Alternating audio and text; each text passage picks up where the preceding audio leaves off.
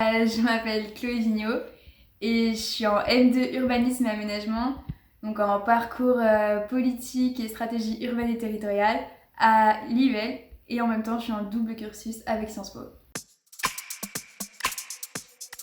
Donc c'est un cursus à la fois entre l'IUL, donc là en l'IUL c'est le master urbanisme et aménagement en M1, et après en M2 on choisit un des deux parcours, ça n'a pas d'importance, entre le parcours plus programmation et le parcours plus politique et stratégie. Et à Sciences Po, donc c'est le parcours affaires publiques, action et gestion publique. J'ai choisi de le faire parce que déjà ça permet d'intégrer Sciences Po plus facilement, et l'image de Sciences Po, l'image que ça renvoie, ça donne forcément envie d'y intégrer, c'est toujours un plus.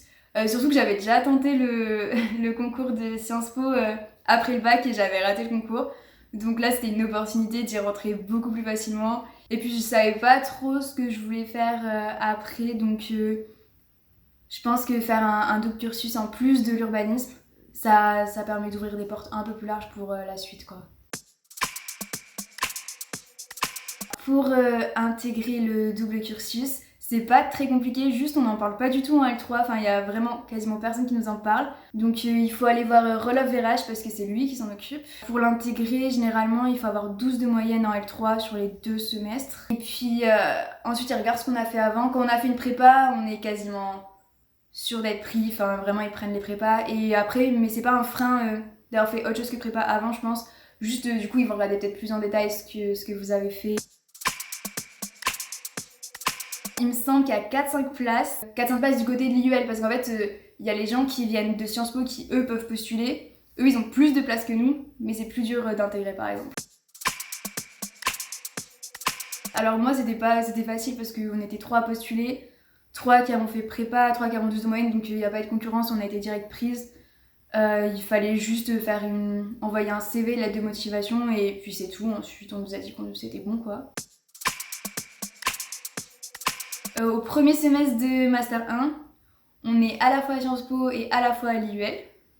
Donc on suit la moitié des cours, à peu près quoi, j'ai pas exactement le nombre exact, mais on fait une partie des cours du Master Urbanisme Aménagement à l'IUL et une partie des cours du Master Affaires Publiques de Sciences Po. Au second semestre, on fait pas l'atelier professionnel de l'IUL, donc on suit uniquement des cours à Sciences Po. En deuxième année de master, on a un SAS de rentrée à Sciences Po, donc c'est fin août, début septembre, ça dure 3 semaines.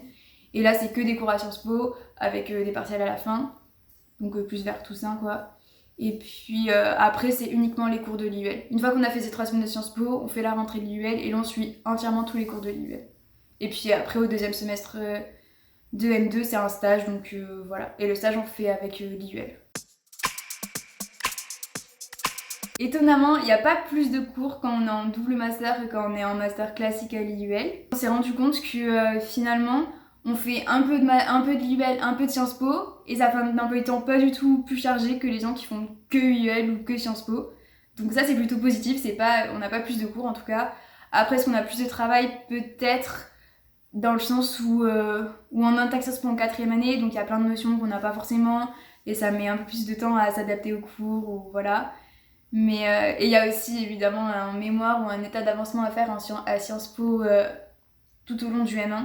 Donc ça, c'est un truc en plus que forcément les gens qui font juste l'UL ne font pas. Enfin, c'est pas plus de travail, c'est juste peut-être différent en fait, mais en tout cas on n'a pas plus de cours. Je reste avec les deux, autant Sciences Po qu'IUL, parce que j'ai fait ma L3 avec les gens de l'IUL, donc forcément vu que je venais d'arriver à Lyon, je me suis fait plein d'amis là, tous mes amis de Lyon viennent de l'IUL. Et puis après, je reste évidemment avec les gens de Sciences Po, mais surtout ceux qui font le double master, puisque en fait, du M1 au M2, on est dans les mêmes cours tout le temps, on se suit tout le temps, on fait les mêmes travaux de groupe. Donc forcément, on commence à se connaître, on se voit, on va boire des verres, voilà. Évidemment, il faut payer l'inscription à l'IUL, donc en master. Bon, ça c'est normal, tout le monde paye ça. En master, quand on n'est pas boursier en tout cas, c'est un peu plus de 200 €, je sais pas exactement, mais voilà. Du côté Sciences Po, il faut s'inscrire. Alors, ça dépend du taux d'imposition de vos parents ou de vous, enfin voilà. Donc forcément, plus vos parents vont gagner, plus vous allez payer. Mais moi, par exemple, j'ai pas payé, donc ça dépend. Ça va de 0 à 3 000 euros. Alors, je peux pas dire, ça dépend vraiment du taux d'imposition de vos parents. C'est des trucs qui se calculent, il y a des simulateurs, je crois, sur le site de Sciences Po, si jamais vous voulez voir. Par exemple, on donne un exemple, il y a Maud Pékian qui a payé 900 euros 2 fois. Tout ça pour faire cours depuis chez elle. Mais bon, c'est l'année Covid. J'ai pas trop de regrets par rapport à ma formation, je trouve que finalement ça va, je m'en suis plutôt bien sortie et puis j'ai fait un truc pas trop, enfin qui me laisse plein de portes pour après, plein de portes ouvertes pour la suite. Mais ce que je regrette peut-être c'est de pas du tout avoir d'expérience à l'étranger, j'ai pu faire aucune année d'Erasmus pendant mon étude. J'ai eu l'occasion de pouvoir en faire une, mais c'était donc pour mon M1, je devais choisir entre soit faire le master classique de Sciences Po à l'IUL et partir donc à Montréal, ou soit faire le double cursus à Sciences Po, et donc j'ai choisi ça. Alors je regrette pas d'avoir choisi Sciences Po, mais ouais, je regrette que pendant mes études, j'ai pas du tout eu d'expérience à l'étranger. S'il y a quelque chose qui m'a surpris donc là sur le double cursus, c'est d'abord oui qu'on n'a pas plus de cours que les autres. On se dit un double cursus entre Sciences Po et l'UL ça va être compliqué, ça va être dur, mais finalement on s'en sort très bien et j'ai pas eu plus l'impression de galérer que les gens qui faisaient juste l'UL en fait. Même des fois on avait moins de cours qu'eux. Et puis c'est la facilité avec laquelle on peut intégrer Sciences Po par ce biais en fait. Parce que pour intégrer Sciences Po on se dit c'est compliqué, il faut faire des concours. La plupart du temps il y a au moins un entretien, un oral, quelque chose. Là j'ai juste envoyé une lettre de motivation, un CV. Je l'ai donné à Vérage et on m'a dit ok c'est bon. Donc franchement je pense que c'est une bonne opportunité.